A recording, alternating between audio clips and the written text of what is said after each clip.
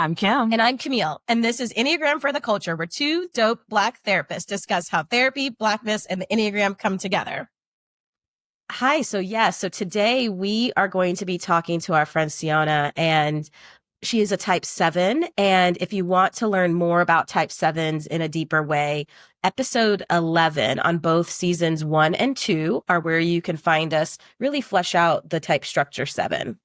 And so we thought with this conversation, it was a good opportunity to just do a bit of a refresher and a reminder about the core motivators and how important and helpful it can be to know what those core motivators are, both to help.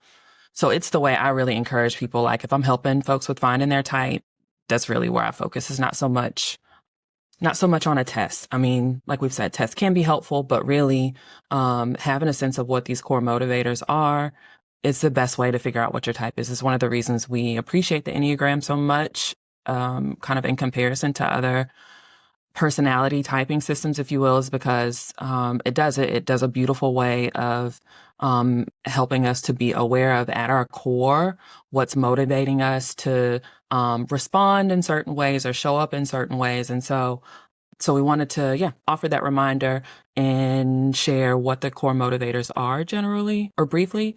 So for each type, at their core, there's a core fear. So for example, for 7s, that core fear is a fear of being deprived, trapped in emotional pain, limited or bored or missing out on something fun. And so again, this fear is different for each type. For 7s, the core desire is being happy, fully satisfied, and content.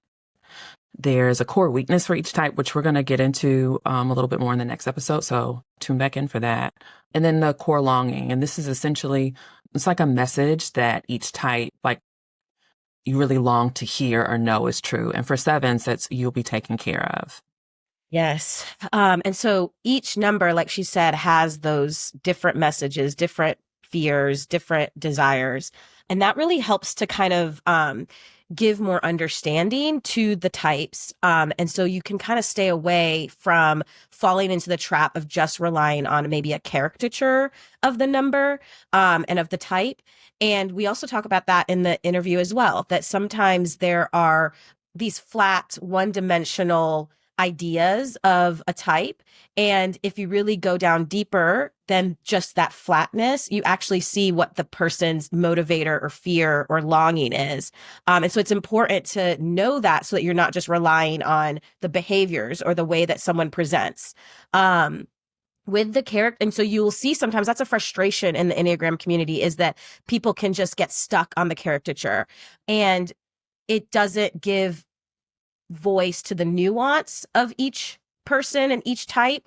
It doesn't give voice to the depth of the behavior or the what's being shown on the outside. And then it also can feel unkind.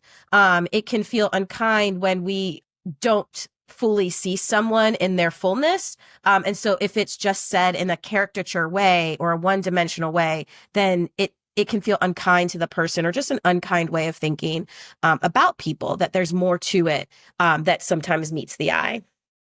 Well said. So let's listen in. Whew. We made it. Yes. Yes. And we're really excited. We're very excited. Really excited. I think that's what's happening. For listeners, you didn't hear, we had to take a couple of takes of that because I kept stumbling over my words. And I think it's the excitement that's got me hyped. So we're going to jump into why we're excited. And we're going to introduce our guest today. Our guest today is Ciona Rouse. She is a poet and a teaching artist. She is the author of the chapbook Vanta Black. Her poetry is featured in Academy of American Poets' Poem a Day, The Slowdown, Oxford American, and Wildness, and on NPR's Turning the Tables in a collaborative project with poets Adia Victoria and Caroline Randall Williams. She was guest co-curator of the Kara Walker Cut to the Quick exhibition originating at Frist Art Museum in Nashville that ran from 2020 to 2023. Rouse lives in Nashville, Tennessee, where she is in the process of opening a poetry-centric and liberation-loving bookstore and bar. Welcome. Oh my gosh. Hi, thank you. Thanks for having me. It's incredible. That's incredible. I'm so excited. I mean, I was excited before, but yeah, that sounds incredible. All of it. Thanks for being on. How is the progress with this poetry centric bookstore and bar? Because I want to go to it right now. Well, I want to go to it right now.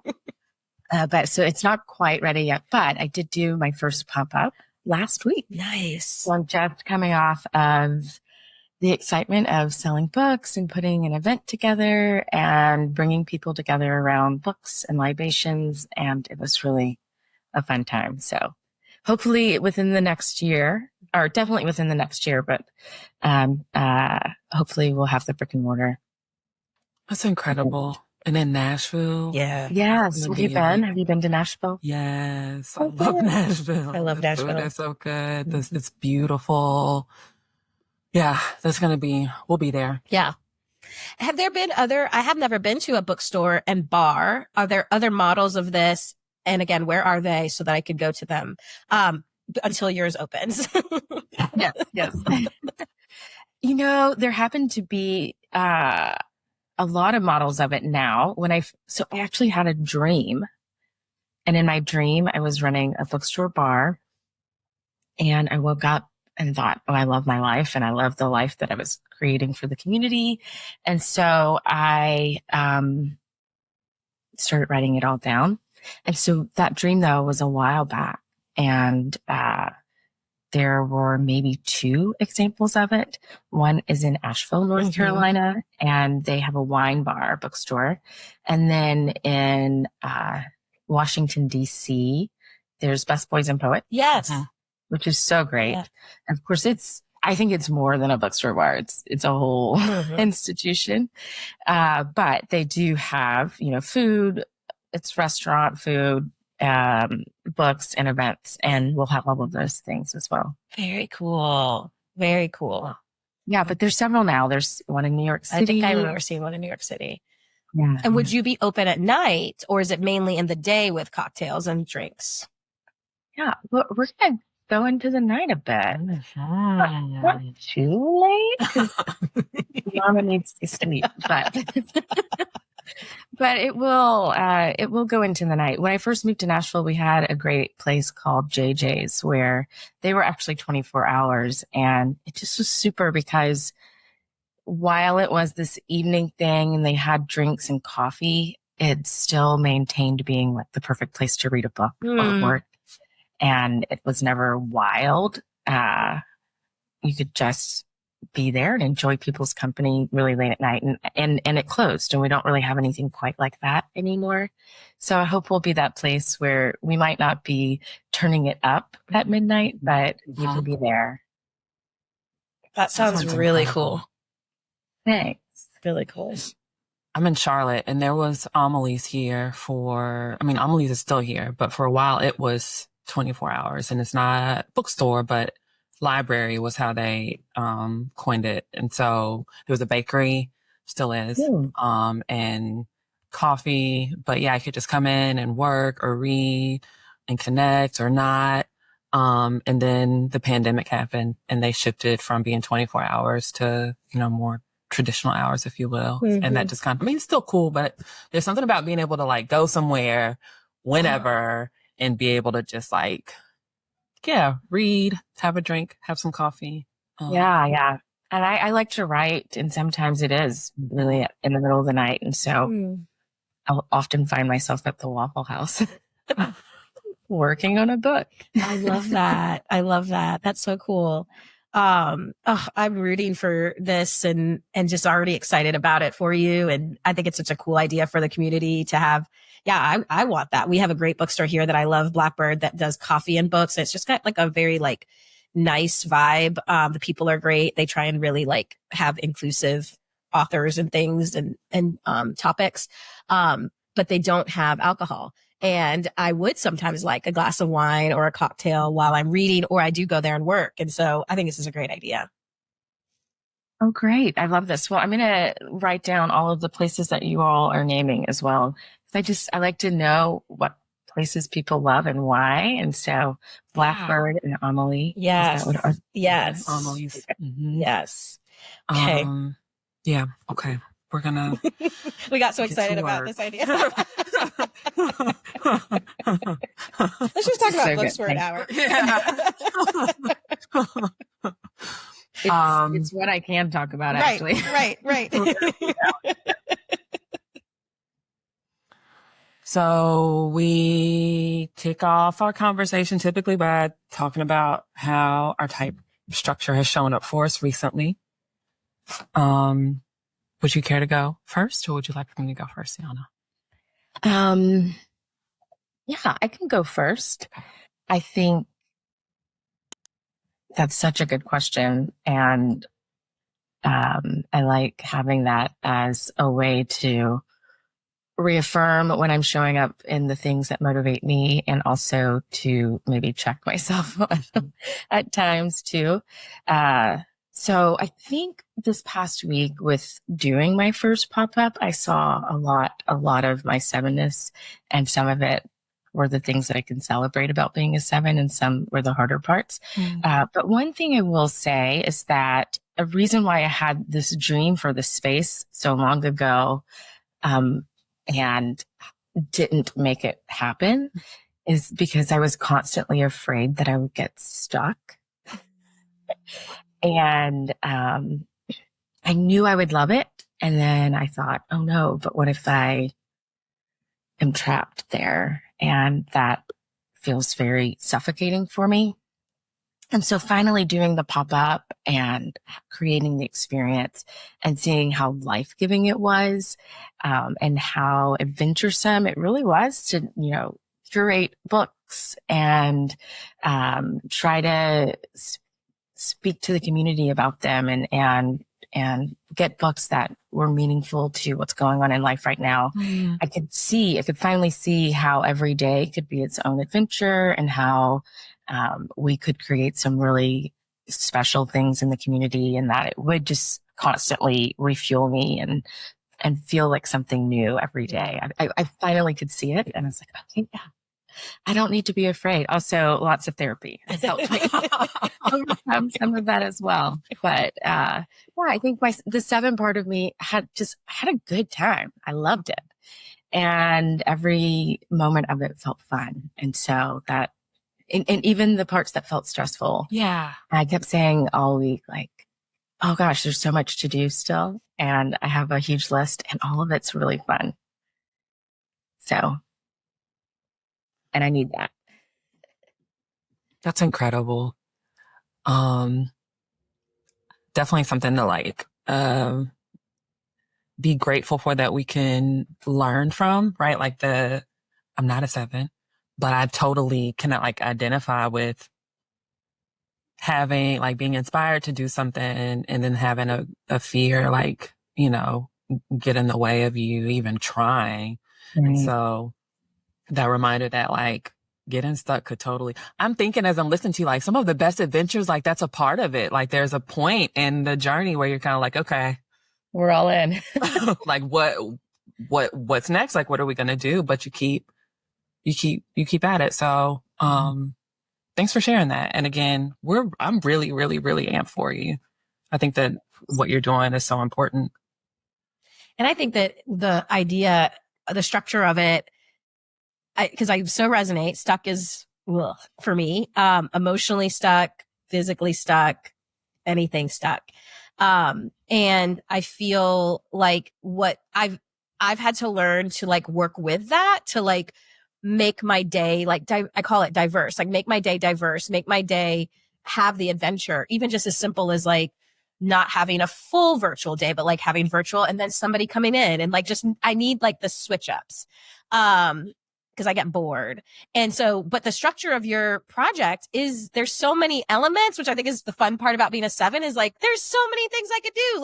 I could do events. And if I get bored with events, then I can lead into cocktails. And if I get bored with cocktails, then I can figure out the books. And if I there's so many aspects that can entertain your brain, and that I think that getting stuck might happen, but there's lots of pivots that you could take in there that can make it fun. Yes, it did. It felt like this is a living, breathing organism now. And so I can be in relationship with this thing I'm creating, which will be its own adventure. So I love that. Yeah, there's going to be lots of pivots we can take and lots of ways we can turn. Oh, I'm here for this dance. So yeah. Oh, yes. What about you all? Yes. Yeah, it's my turn to share.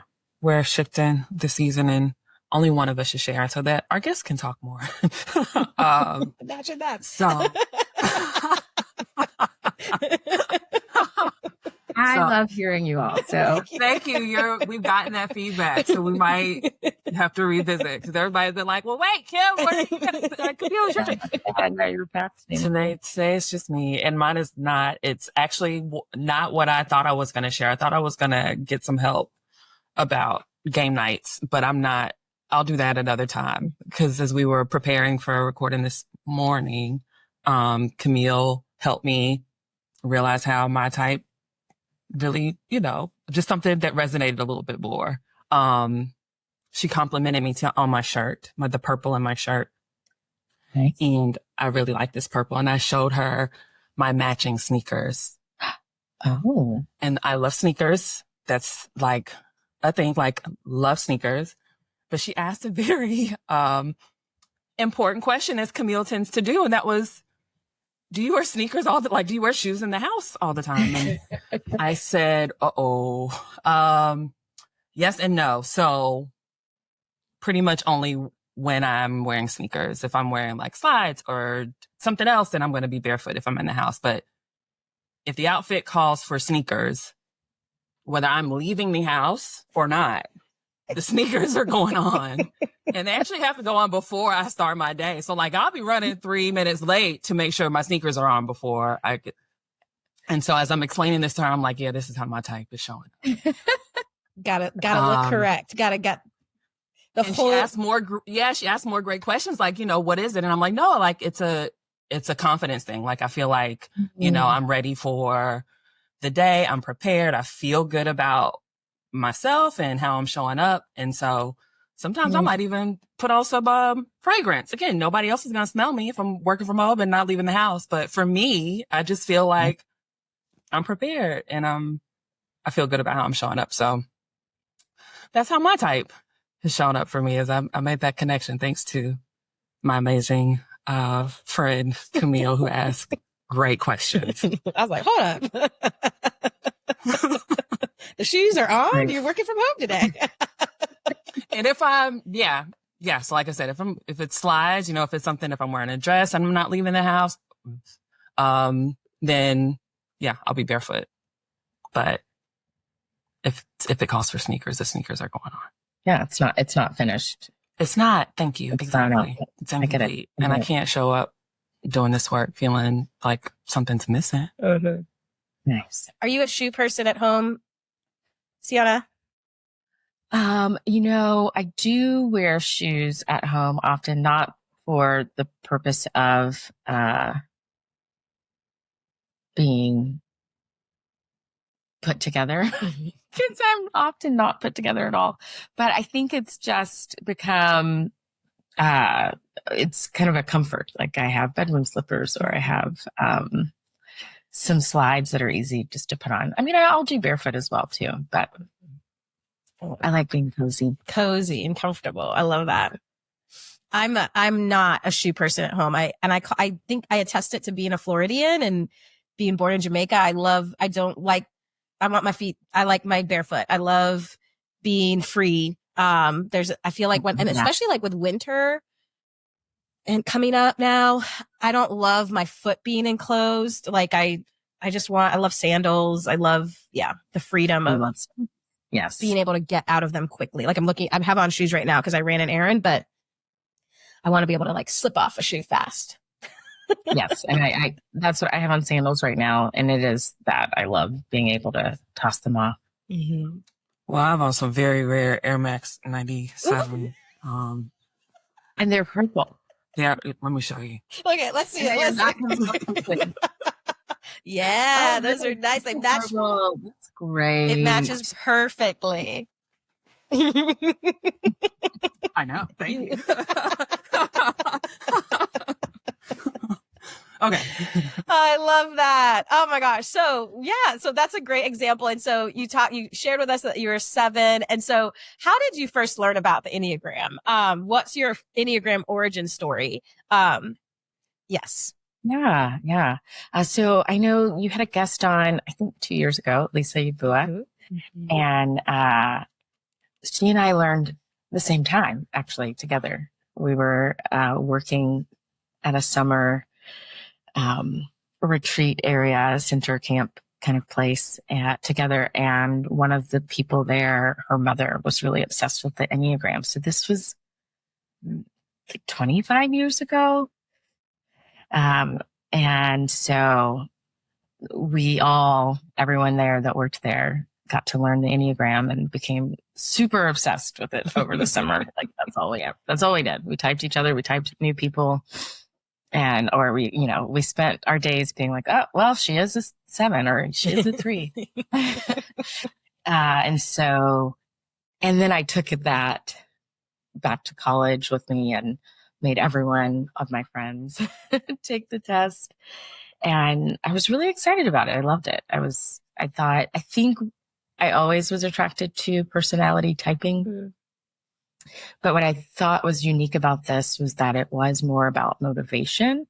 And that felt maybe a little freer than having a type. Mm-hmm. But to really think of like what inspires and moves you. And then there's so much movement in the Enneagram. So again, you don't feel stuck in one number. So I always found it really interesting, even though I was mistyped. Yeah. So tell us that story. Yeah. So when I discovered it and took the test, and actually, if I still take a test today, I will be very heavy on 3, if not still a 3. But I test as a 3. Yeah. And there was so much that did resonate around it and make sense. I get why I test as a 3. Because I like to do a ton of things, and especially in my youth. And back then they were really big on taking the test. I feel like you don't hear about this as much anymore, but back then they would say, if you're going to take it, you need to think in your like 5-year-old brain or your 8-year-old brain. Okay. It's really important that you thought as a child. And as a kid, I won a lot of things. I was just really successful. I was like, if and I tried a lot of things. And so of course I was going to eventually win. Mm-hmm. But, so that achieving things became maybe a part of my personality, even though I never really cared about it. So I was never truly motivated by achievement. And that's where I did have a break from making sense of the 3, but there was a lot about the 3 that did resonate. And I think 3s and 7s have a ton in common. My partner is a 3, and we make a lot of sense together in that way and have some similarities and definitely some differences. So then how did you land on the 7? Like, so was that with, like you're saying, did you lean more into like the narrative, like asking questions that then like directed you to the 7, or what ended up happening for that shift? Yeah. So I always kept the Enneagram a part of my conversations, especially I think in relating to other people. I read back in the day, back when I found out about it, I started like typing every character on television. Yeah. I'm a writer. And so I'm constantly reading as well. And so I'm typing book characters. And so became really obsessed, honestly, with other numbers and what they represented, and wrote essays about it in college. Where I'm looking at Macbeth, but through the lens of the Enneagram. Cool. And so I kept that top of mind, even though I didn't feel completely connected to being a 3. I definitely maintained Enneagram thoughts in how I related to other people, and really feel it's an amazing tool to think, okay, we might think differently, but their motivation is probably this. And so, let me kind of talk to them in this way that might help. I found it as a good tool for that, but I never really obsessed about my own number, in many years. And then once the Enneagram reemerged, I don't know, 2015, 2016ish, I started hearing about it more here in Nashville. And a friend went to study, I think, with like the Rousseau Hudson Institute. And when she returned, we were talking and I kind of kept saying, yeah, I'm a 3, although there's so much that I don't completely connect with. And we kept talking through things, and she had done all of these studies, and she said, well, have you considered 7? And she said that a lot of 3s are actually, or 7s are mistyped 3s. I don't know. A lot of people who are type 3s are actually 7s. And so she said that is a common mistyping. And when I finally started reading, I think also I never even imagined myself being a 7, because I'm not the kind of 7 that's going to dive off of a bridge or I'm not going to go bungee jumping, actually. So that is not what my risk taking looks like. And so I just assumed, okay, well, I'm not that. So 3 made, I didn't know where else I could fit. And so when I dived more into kind of like what a 7 would write in her journal, or what a 7 dreams about, and what her fears were, like once I really connected to that aspect of the Enneagram with 7, it was this mirror that really made a ton of sense to myself. I mean, literally entries in my journal had looked like that all of my life. Yeah. And so I saw myself finally in it, and was like, yep, that's it. How interesting. It sounds like there was a good amount of time that you thought you were one number, and then, almost like you said, I didn't think a lot about my type, but still, like, you kind of functioned thinking I'm a 3, and then for years, almost sounds like almost like a decade. And then to kind of have like a shift in, oh, wait a minute, I think I'm a 7. Yeah. This resonates. And honestly, being a 3 felt like a ton of weird pressure, because I kept thinking I should be more successful than I am, or like I should care about hustling in this way that I just don't. And so there was something that constantly even felt maybe self-deprecating around being a 3. And so what a relief to find a home in 7 that isn't, we have our own self-deprecations, but it hasn't shown up in that way.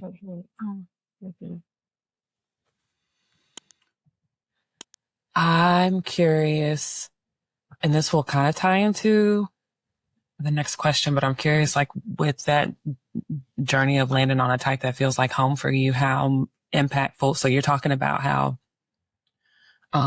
there was quite a bit at some point that you were learning about the 3 that didn't really resonate with you. And then there was some degree of what you knew about 7s. You mentioned jumping off a bridge that didn't resonate with you. So how much do you think like the narrative about these type structures like kind of influenced how you were able to connect with either type, or again, especially as you're journeying and trying to figure out what feels like home for you?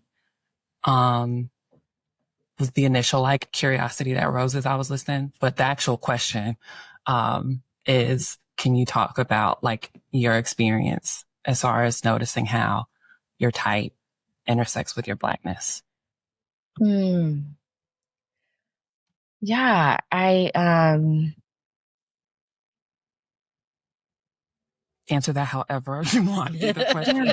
I just wanted to be authentic and share exactly kind of what was coming up for me as I was listening.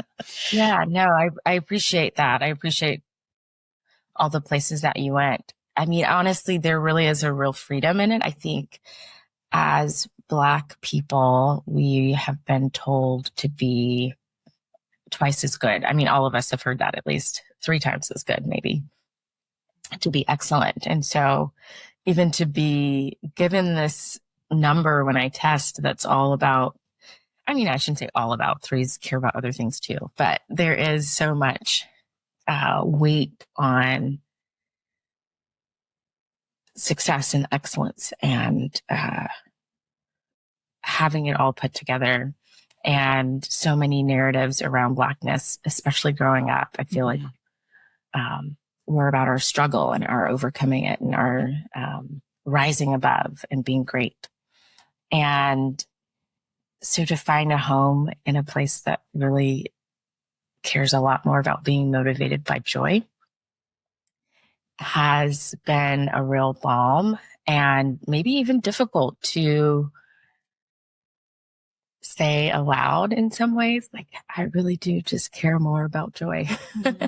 And it's refreshing again that we are also recognizing that Black people aren't monoliths and our story isn't just suffering, and that it is important that we're telling the full narrative of what it means to be Black in this country. And so to be able to access joy so easily, and I always could, and I could access forgiveness easily as well. That never made sense. Even around racial reconciliation, I actually did access, I was able to have hard conversations with people around race and not take it deeply personally or be burdened by my offenses, but really get to a new place with people. And I never quite understood that gift that I had, or even saw it as a gift. In fact, sometimes I thought, well, maybe I should be more angry at people. But the truth is, I am really good at being in hard conversations with people who don't think like I am, because I can always access my joy, almost always. We've had some times, but I can almost always access my joy. I can almost always find my way of soothing, and I can, I'm so inspired by people throughout history, you know, who survive and who thrive. And, you know, some of my favorite poets, like now as a 7, I'm like, oh, this makes sense. That Lucille Clifton saying, won't you celebrate me? That, you know, won't you celebrate with me? That being both non-white and woman, she's still every day, you know, survives. I'm grossly misquoting her incredible poem.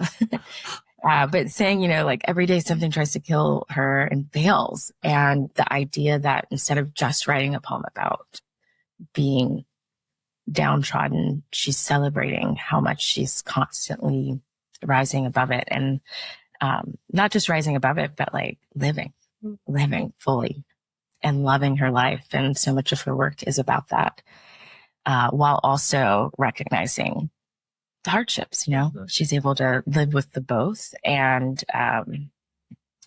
so, yeah, as a 7, I can really love that from the beginning. I've loved Black joy, and I have so many amazing memories that are full of joy. You know, Nikki Giovanni, also an incredible writer, and she has a poem called Nikki Rosa. I won't try to quote it either, but in it, it's like, we loved ourselves, you know, and then don't let the narrative about being Black in Southern Tennessee, you know, Tennessee growing up be this one thing. Like, this was a good life. And as she's talking about little Nikki Rosa running around. And so, yeah, I think it makes sense to me that 7 is my home in that way, and that joy is a part of my story, and joy is the Black story in this nation, and not in a minstrelly way, but in a deep, we, you know, now as an adult with tons of therapy and a lot of writing of poetry, I recognize that maybe we know it better because of our sorrows. Like, you don't know how to appreciate joy without a little bit of that sorrow. And so I feel like there's a depth to my being a 7 than just the simple things you used to hear about 7s, like trying to chase adventure, trying to run away from pain.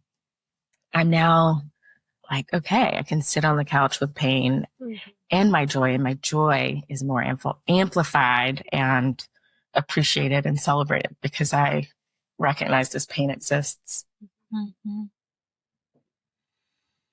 Yeah, I think in a beautiful way, our Black 7s are helping people like understand that about sevens in general. I don't know if that makes sense, but because like you described as a people, we know sorrow, like we know pain, but not being stuck in that and not having that limit, how we see ourselves and how we understand who we are and how we understand our story, and also being able to find the room to lean into it, kind of trusting that it's going to help make our joy that much more joyous. I think for more and more Black sevens to help like talk about that and share that that's a part of what it feels like to feel at home as a seven, I think helps everybody else who's not necessarily Black understand that about sevens. You know, that sevens are so much deeper and bigger than wanting to go bungee jump. I'm not bungee jumping either. I was going to say, but no offense, Camille, if you want No. The fear triad runs deep for me. I am not doing that. But I would do it. I really wouldn't do it. But what could convince me is the language about like, you only live once and this is something that we're doing together and we're in Spain, and like something like that could like convince me to be like, okay, but like, I'm not going to Tennessee to bungee jump. Like, I'm not like, no, that's not enough of a sell. But you hit me with the YOLO and this is a once in a lifetime opportunity. I'm in. I'll probably do it. I'll cry the whole time, but then I'll be like, I did it. I did that bungee jump into the cliffs of Spain and it was wonderful. Like, yeah. I was wearing a flowy dress. Yes. You can't make that stuff up. But no, I so appreciated I was like I felt like my head was going to fall off because I was like nodding so much. I just loved everything that you said. And you actually I was actually thinking so much, but one of the things I kind of was simmering on a little bit longer was how you were thinking about your childhood and how you won a lot, right? Like you achieved. And so it looked like you said, we've heard twice as hard so much. And I don't know what your story is, but I grew up in a predominantly white, life. And, so I was the shiny Black girl that was smart and was, achieving. And so I got a lot of accolades and I got a lot of like, and I don't say that in a cocky way, like it just was my giftings and then twice as hard. And so like on top of already being naturally smart, there was this like pressure to show up a certain way and to win the awards and look like you belong. And wow, look at Camille Logan. She's, winning all this stuff.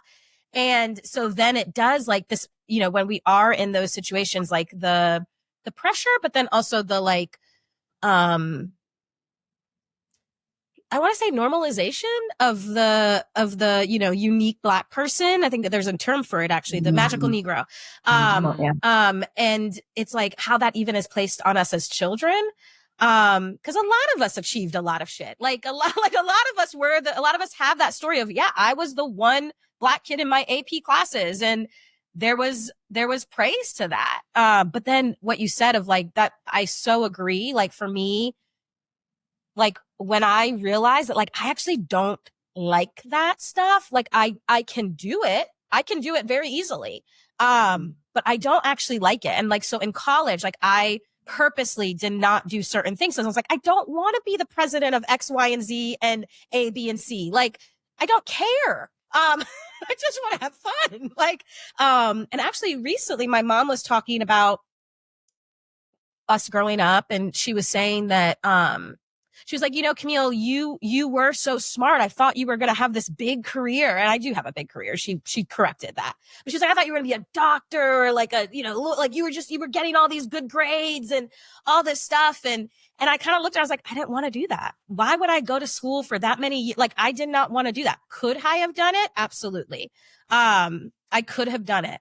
But that's not what I wanted to do. And so just hearing you, I was like, wow, I feel like I have a similar story of like recognizing like, I don't actually like that. I want to have a life of work-life balance. I want to laugh with clients. I don't want to climb anything. I just want to be I want to have my diversity in my day, like we were talking about. Like, yeah. Yeah, I'm like, that's where I'm like, we do only get one life. So I want to live a life that I love. Yes. Right. Yes. And so, I did this poem once. This poem prompt was to think of your earliest memory. And when I went to try to think of what my first memory was, it was actually the funeral of a child. And I remember it so perfectly that I thought, well, maybe I was like 6 or 7. Like I don't have memories before that. But my mom says that I was an arm baby. And that's what she took me because there was no way I could remember. But I remember every detail of it. It's fascinating. Anyway, all of that to say, I think because of that, maybe, I don't know, somewhere in my psyche, very, very early on, like I remember being in college in high school, thinking, if I die, I don't want to be on that drug at this party. You know, like I'm like, this isn't where I want to die. And so I would make a lot of choices.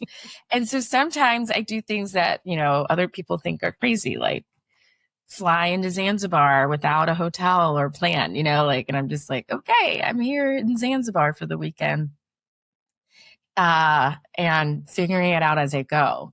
But if I died doing that, and that's what my obituary said, I would be fine. I'd be fine with that. But I don't want to die at the mall even. So sometimes I just don't go to the mall. I'm like, I don't know, crazy people have guns and no one wants to regulate them. And so I will figure out ways to avoid going to the mall. But I will do other things that are crazy. But it's a part of who I am is to be like, okay, we have this one life. How do I make it what I want it to be? And I think the earliest parts of my life, I thought that meant like achieve. And had a ton of joy around some of those things. But ultimately, very, very early in my adulthood, I left jobs that were 3-figure salaries. And my mom's like, what is wrong with you? And I'm like, I just don't want to pursue that. That's not that. I don't care about that. I don't care. I want to feel good. I want to love my life. And this feels like it's going to help me love my life. And so, yeah, it's a real intersection with our Blackness, right? Like the way that, right? Yeah. I don't even know how to put words to that. But it just intersects with being a Black person around achievement. Yeah. I would love some of those salaries. Only because then I could travel to Spain and get convinced to jump off a cliff. And then get convinced to jump off of a cliff. You have some trades, I guess. Right. For the YOLO. Yeah. Camille? Yes. I didn't know if you were thinking. You said like there's been years of therapy, lots of therapy to like figure out that balance of like pain and joy, which just was so beautifully said. And we talk a lot about that in the podcast. And so what has your relationship with therapy been? Whatever you want to share, however, I skipped a question. It's okay. Just go with I'm going to go with therapy. Yeah. We'll come back around. So yeah, because I guess I was thinking about therapy. So what has your relationship with therapy been? Whatever you want to share, whatever feels comfortable of what that relationship has been like for you. Yeah. I started going to therapy fairly early on in my adulthood. Let me go back. My dad is a pastor. We grew up in the United Methodist Church. He's also a Black pastor that was often appointed to predominantly white congregations. And he's a therapist, like trained psychologist, and did a lot of therapy. And so with his knowledge and background and that situation, they should have had me in therapy as a child, but they did not. But I do feel like I often was around therapy language because of my dad, and his was very cognitive, very like you think through things and you're fine. Which, again, I appeared quite joyful, even in a lot of the hardships that we experienced as children. I was definitely the happy child. I was the one that found the joy and got everyone laughing in the middle of a family breakdown. So they probably didn't think I needed it, but I needed a ton. But so when I was an adult, I finally did start going, and I had mostly because I had this accelerated career job within the United Methodist Church, actually, where I was working on a denominational level. My second job out of college, I started to feel a ton of pressure and insecurity around success. Next to, do I really want this? And so I started seeing a therapist, and I would say at least 20 years of on and off therapy, not necessarily going every year, but I was just I had good therapy language. I don't know if that makes sense. So I had an amazing therapist, and I had some breakthroughs, especially around some family trauma. Did some EMDR, but I always would have the right thing to say to then seem like, okay, I'm good, and to not actually really touch emotions. And I don't think I even realized that that's what I was doing until this latest therapy experience that started in 2022, where I was depressed in a way that I never even thought possible. When I heard people talk about their depression, and I would often say to family and friends, like, just take a deep breath and smile. in ways that I thought it was being helpful. But then when life hit me about two to three, I would say definitely 4 years ago, during the pandemic, I pandemicked like a boss. I was actually really great at it. I could stay inside and make a whole adventure in our house, and we had amazing charcuterie boards and good porch visits with the neighbors. And I met everyone in the neighborhood. Like, I found ways to be in my bliss. But when the world reopened, I realized everything hit, and I could not find my balance. And then the Uvalde shooting, I think, was 2022. And I remember listening to a podcast where they were talking to some parents from that. And I literally saw myself descend down staircases and felt like I was in a basement of hopelessness. And I'd never been there before. And I don't think it was just the shooting, although that's enough to make someone really depressed. But yeah, the external world, my internal world, everything felt hopeless, and I could not access hope. And I've never not been able to access some form of hope. And I just didn't even know who I was anymore. And so when I started therapy a few months later, finally, from there, it was psychosomatic and really dealing with the body.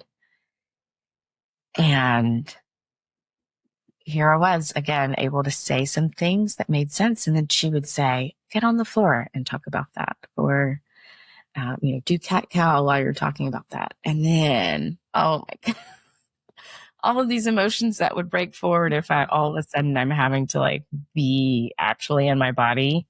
Mm-hmm. And recognize how many emotions I've not wanted to touch. And I'm a poet. We're supposed to want to touch emotions. But even in my poetry, I like touching other people's emotions outside of myself. So anyway, my relationship with therapy just in the last couple of years has just been cracked wide open. And this real yoke of emotions is now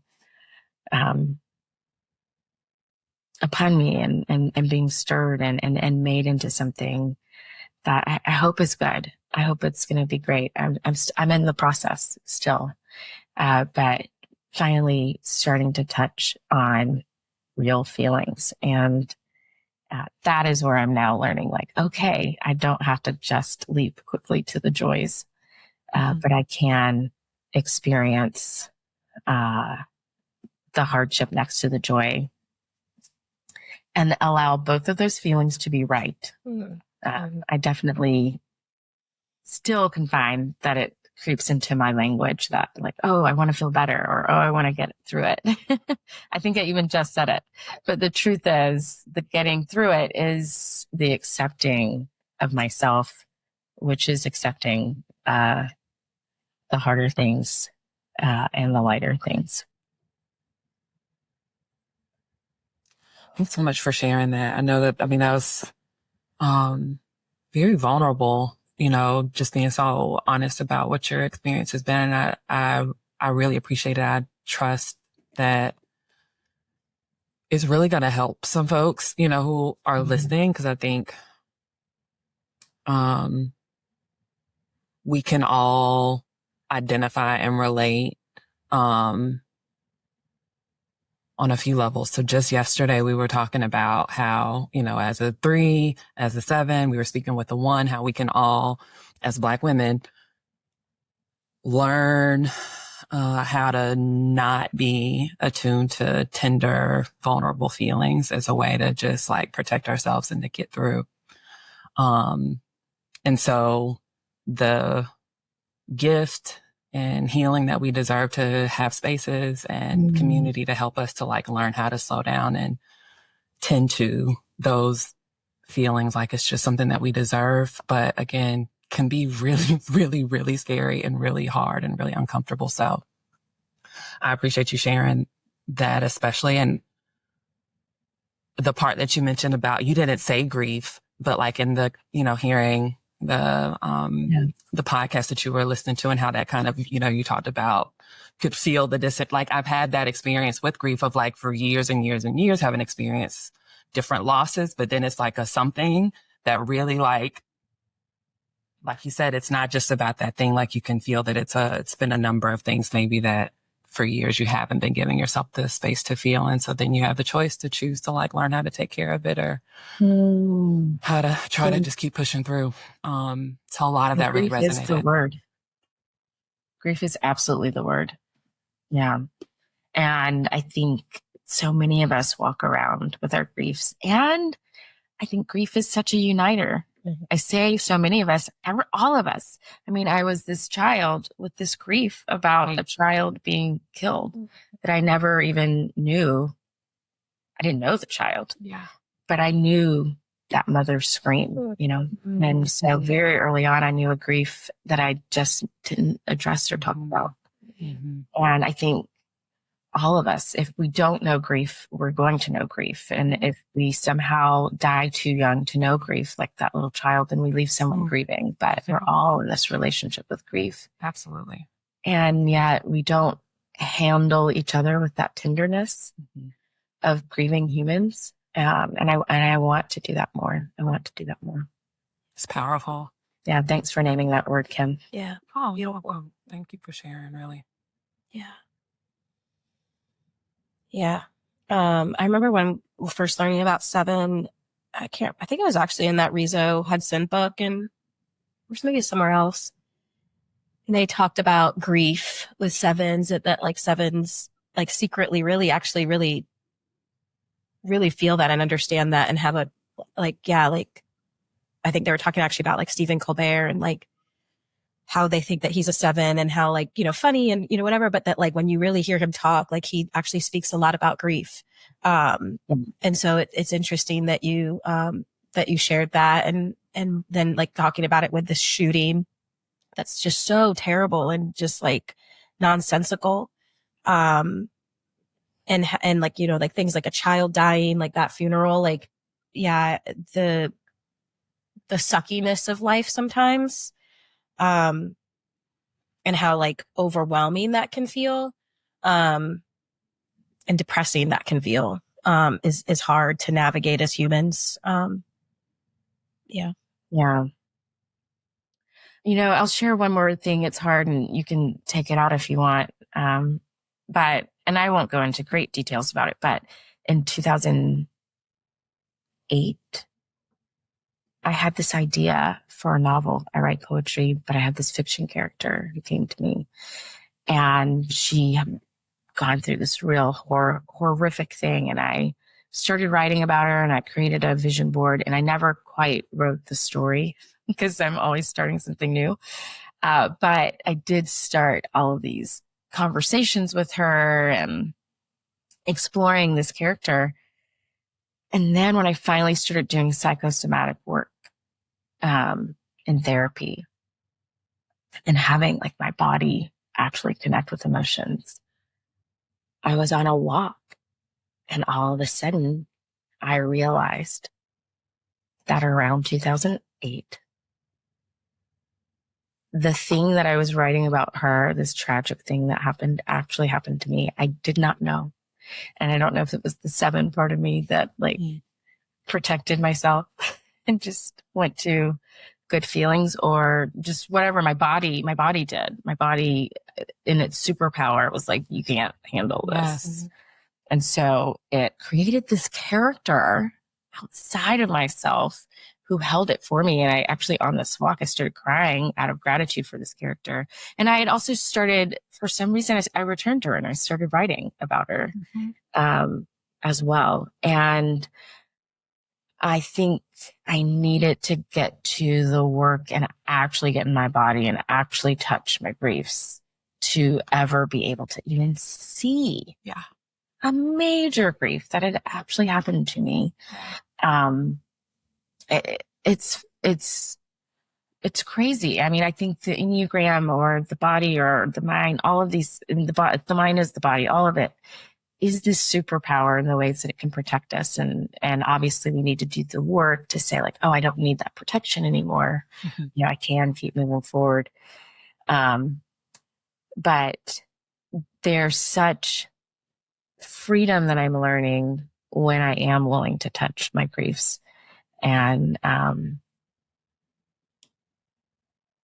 I mean, honestly, now when I have people that sometimes, and I don't know why, maybe because I've made myself more open to it, who will, I don't know, I was talking to some woman at an event for Black women, actually, and I overheard her say that she was new to Nashville. And so I said, how has Nashville been kind to you? For some reason, I worded it that way.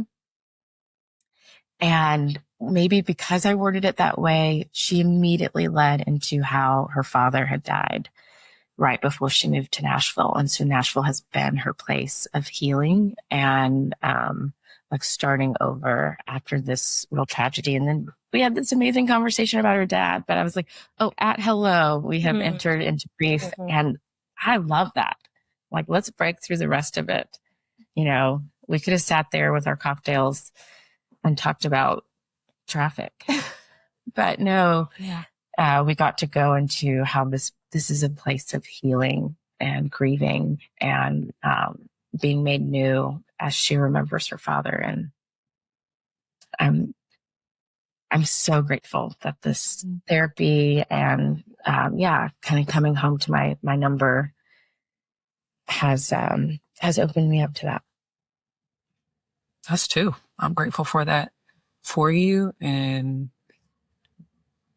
I'm grateful, for that kind of the model, the example, the reminder that that's something that is accessible and available to all of us. Again, just I think accepting that it's going to be hard. Sometimes it's not always going to be, comfortable. And really appreciate you, offering such a testimony, if you will, to the power of connecting with our body. And,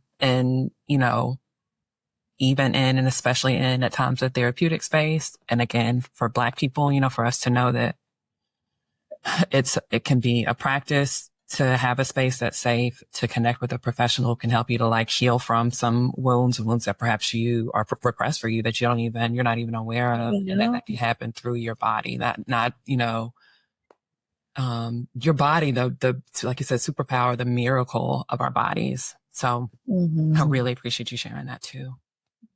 Yeah, I mean, and I'll again cut me off. cut me up if you need to. We're all look at us. We're like, come on. Like, I'm like sitting comfortably just like, I'm gonna feel like I'm sitting on a couch, just listening to you. I'm at your bookshop right now. I'm at your bookshop.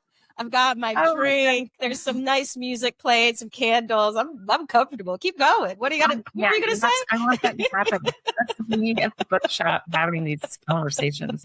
Yeah, I mean, I think as Black people and as women, right, we are the two populations in this nation whose bodies have been constantly trying to be controlled, constantly trying to be owned, literally owned. Yeah.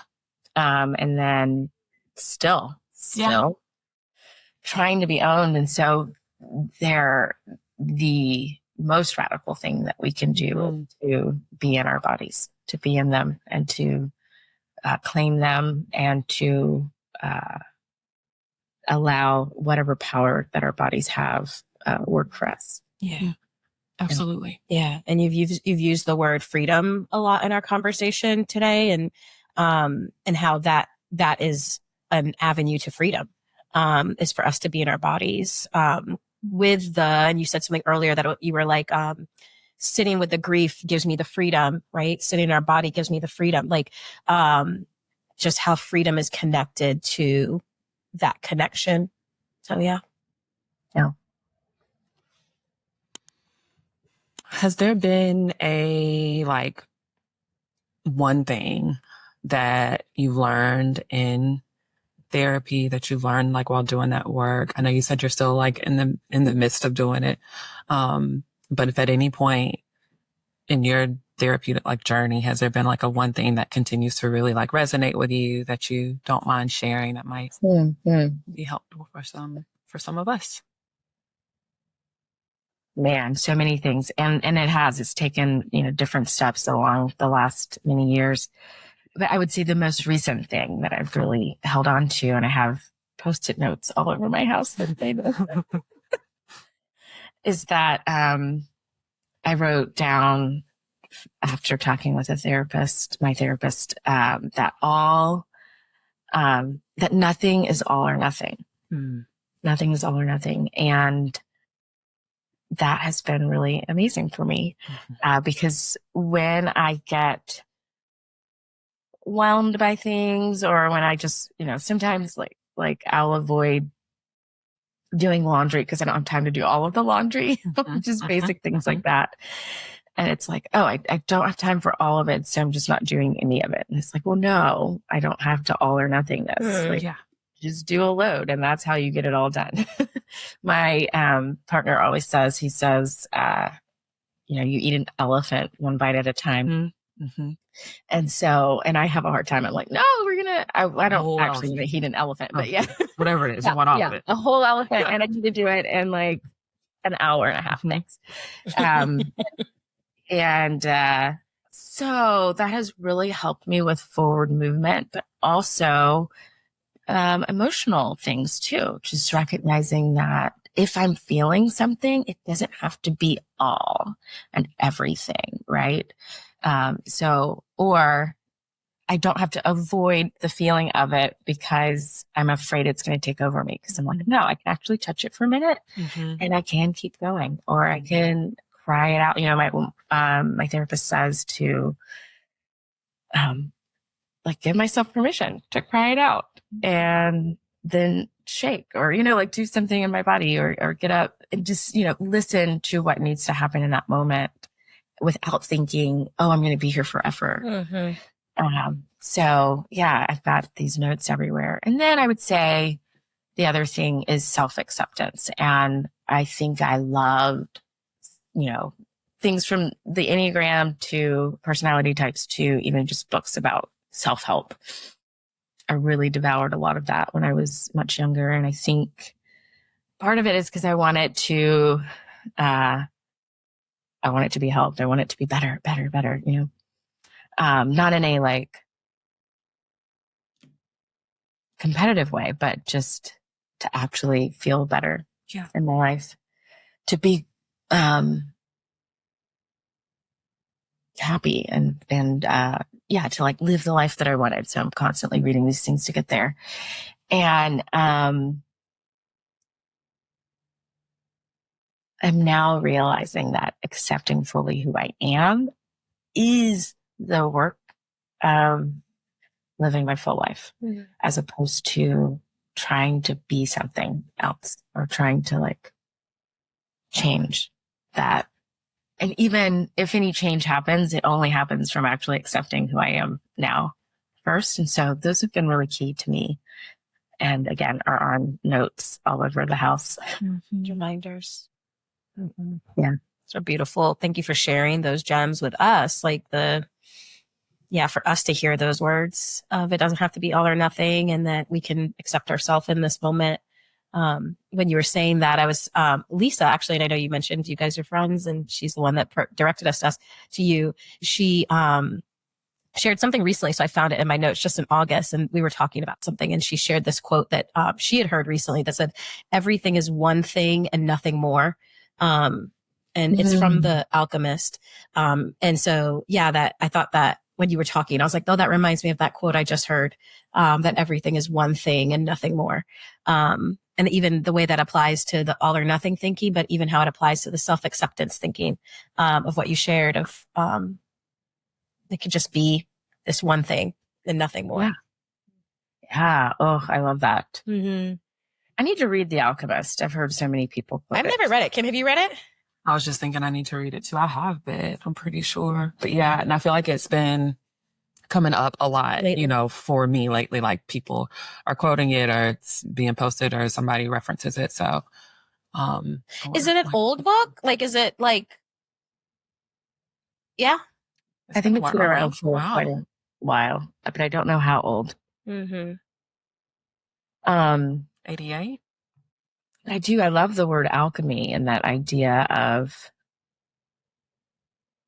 I guess with alchemy too, there is this, again, acceptance of the full self that then leads to a change.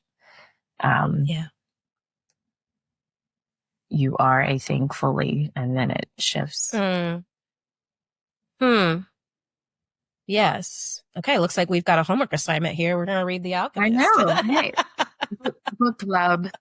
Yes. Yeah.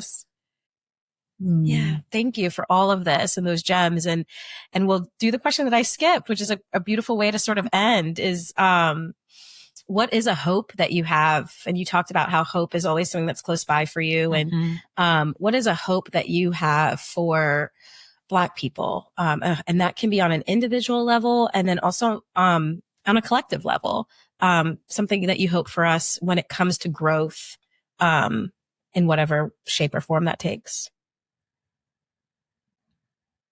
I feel like it's such a charged time to discuss hope for Black people. Like November 5th, what happened from there? Soon, yeah. But I also do want to divorce it from politics, right? Because I do believe there's a way that we can be who we are, regardless of who's in office. As long as they don't try to own our bodies, right? But maybe not. Anyway, outside of politics. You're like, wait, hold on. Actually, I don't know. What is going to happen to us? We may be in trouble. Outside of that. With that in mind, having said that, Court of going back to 1800s. I hope that we will always remember who we are. And maybe it is going back to the 1800s, like that we will read the text of people who were writing about their lives back then, who believed in who we are now, right? Like they had dreams for who we could be, and what was possible. And even if their dreams were around respectability or like around fitting in this nation, they still saw in us the possibility of not being stuck where we were. And so I truly believe that who we are as Black people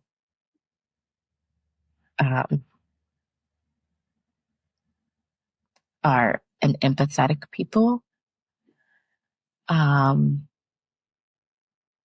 people who truly do care and love one another, love this nation, love this world. You know, there's so many reasons why we could burn it down and we don't. I think Toni Morrison talks about that. The fact that we haven't burned it down is a testament to how much love we have. And I think the more we can know our story and make sure that young people know our story and know that who we are is our superpower, if we just lean into it, we can be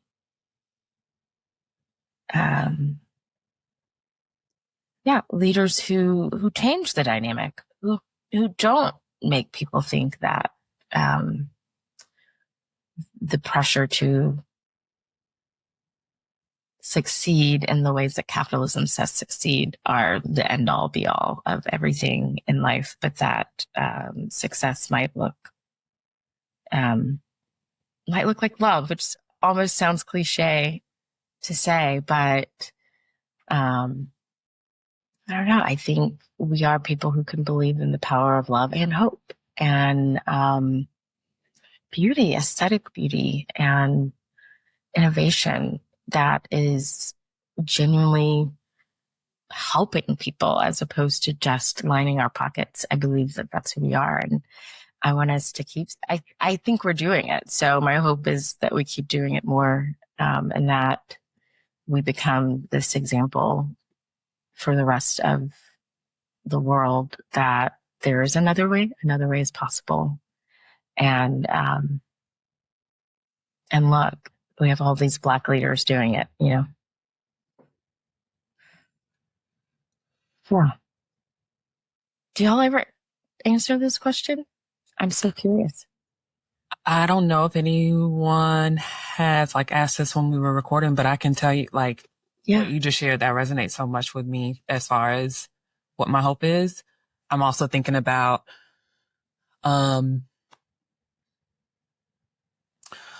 why I like this tool so much is because it can help us with understanding who we really are. So even as, we were talking about 7 versus 3, there was so much about threes and this notion that, we love to achieve. That's not really who we are. That's how we cope with really not feeling loved or worthy or valued. And so, to know who we are at times by knowing who we aren't, knowing who is trying to tell us who we should believe we are, and being able to discern that and call that out and not fall for it. But absolutely resonates with me that we will know who. I think there's so much power in that for us to know who we are, no matter what, no matter where we are. Yeah. Beautiful. And I think that the tool also helps with knowing who we are and not having shame about it. Cause I'm thinking too about, I quoted her interview yesterday too, but thinking about Margaret when we interviewed her earlier this season, and she talked about being a 3 and how achieving is not just for the sake of achieving, that it is also helping others. Yeah. And when you were talking, Ciona, you were talking about look at all these leaders, look at all these people that are doing things there is beauty in all the ways that we can be who we are. And there's beauty in all the ways of saying, yeah, I want a career where I get freedom and this and that. And I don't, and then there's beauty in being and I want to be the president. I want to be the president and I want to achieve that. And because it's going to help others. I don't know. I just, this whole conversation, I have had tears. Just your words have just been so beautiful. And I just feel so moved by them. And so thank you for sharing them. I just feel, so full, and tears of beauty, and tears of joy of wow. What a honor it has been to listen to your hopes and your thoughts. And, your depth and your wisdom, and that you are doing beautiful things in the way that you have found freedom in saying, I want a bookstore and I want to write poetry. And that's how I want to change the world. And it is such a leading way. So thank you for leading us today. Thank you. I feel very moved and inspired. Well, you're both so inspiring, and I'm glad that this podcast exists and that these conversations are happening, within the culture around this tool that I think this tool has been, and forgive me for trivializing the three, but I do think there's this kind of capitalist way of having the conversation around it that has just minimized every number to these caricatures. Yeah. And you don't do that on this. And so forgive me for doing that a little bit.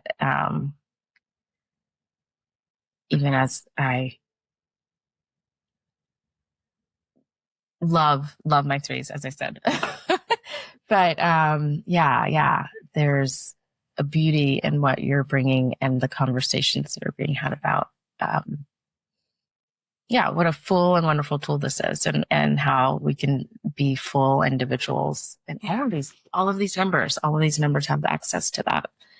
And that's what I've always found attractive about the Enneagram, is that there's movement, there's interaction, there's recognition that whatever motivates you still is inspired by other numbers, right? Mm-hmm. Your wings and your disintegrations and integrations, and how wonderful that we are not monolith, right? Mm-hmm. As humans, it's what makes it difficult to be human, but how great. And I would say, as all creatures, I mean, I've had 3 German Shepherds, and they're all so different. Even as they're all 3 quintessential shepherds in their different ways. Actually, I've had 4, but one I was really young. But wow. Anyway.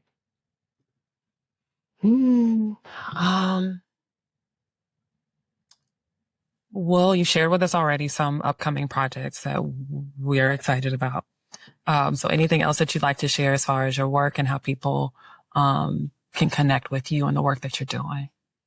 Yeah, I'm terrible at Instagram, but I'm hoping to get better at that. So if I do have new work that's coming out, I usually will post it, though, on Instagram or my website. I am working on a million projects, though, because I'm always trying to find a different thing to work on. Most exciting, though, of course, is the bookstore bar, but I'm also still writing poetry. And recently I've run into the story about the American Plan. Are you familiar with this? So in kind of the late 1910s, they started arresting women off the streets to try to control the spread of syphilis. And they put women in concentration camps. And when you hear women tell the story about it, it's horrifying. And this happened in the United States. They actually called it the American Plan. Where? All over? I've never heard about this, but I know. All over the United States, or in certain cities, all kinds of women, mostly probably Black people, but what? Yes, all over. It was a plan to protect, because we were at war, going into wars. And so there was this concern that soldiers were getting syphilis. This doesn't sound all that unfamiliar to me for some reason. Not being able to fight. I never really heard about it. And when I first heard someone almost say it kind of flippantly, I was like, wait, what? And started diving into it a bit more. And so I've been writing a ton of poems and trying to find as many of these women's accounts of their experience as possible. And I finally think there's a collection that's coming up with some of that work. So hopefully I will be able to write it alongside creating this bookstore, or I am writing it alongside creating the bookstore. So I would love to open my bookstore and have this new book.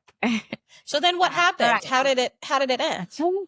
I think it went on for a good, like 40 to 50 years, honestly. I know. So this is very recent history.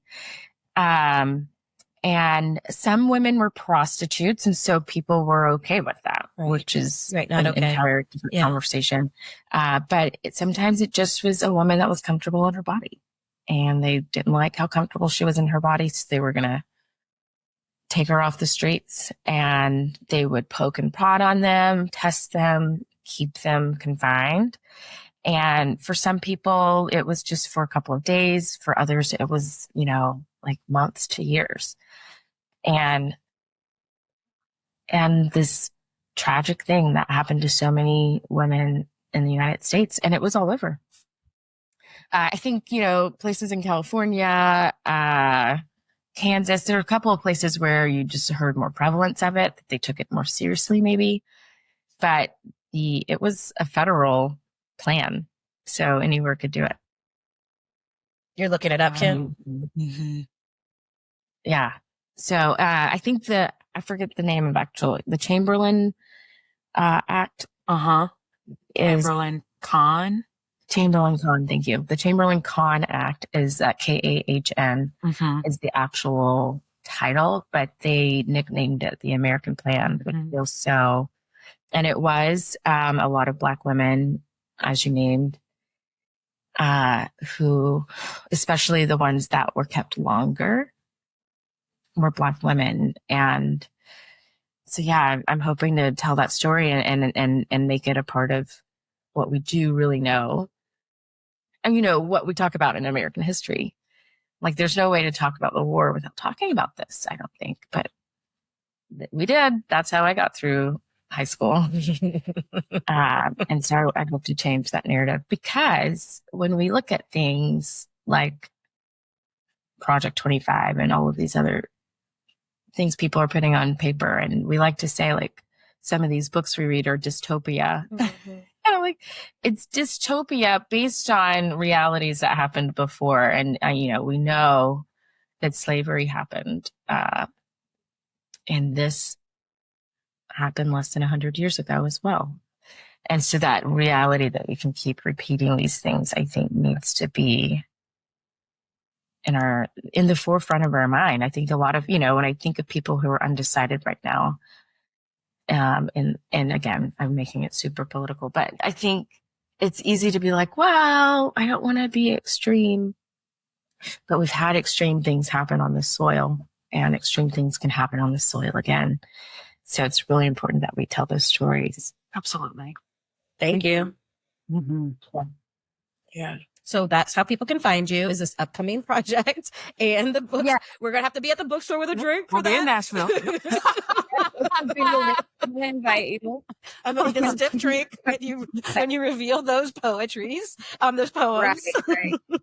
But that sounds important. Yeah. That sounds important. CIONAR, though, is my Instagram. And I post things every once in a while. A lot about banned books right now as well. So yeah. Cool. Very cool. Thank you. Thanks. Thank you. You're wonderful. Thank you. Well, Kim. Yeah, I don't want to take a nap. I'm ready to go. I'm like, let's go with this day. Let's go. I'm ready. Let's go. So thank you. And that's it. That's a wrap. Kind of much pressing 7 you've had on the show. What'd you say? I'm like, also let me end with destruction. Definitely. I think not to compare, but I think the willingness, comfortability, kind of confidence, it felt like to not be like just like on the surface. We mentioned like the characters, like the depth that a lot of times I think can be missed when it comes to sevens. Any of the numbers, any of the types. Numbers. But no, to me, that's how it felt. And that's why I'm like, yeah, this was deep. And I got that strong forewing. I love some depth, but I'm tired and I want to go take a nap. Yes, I hear that. All right. Well, Thank you so much. Thank you. That's it. See y'all in the next episode. See you on the next episode. All right. Take care.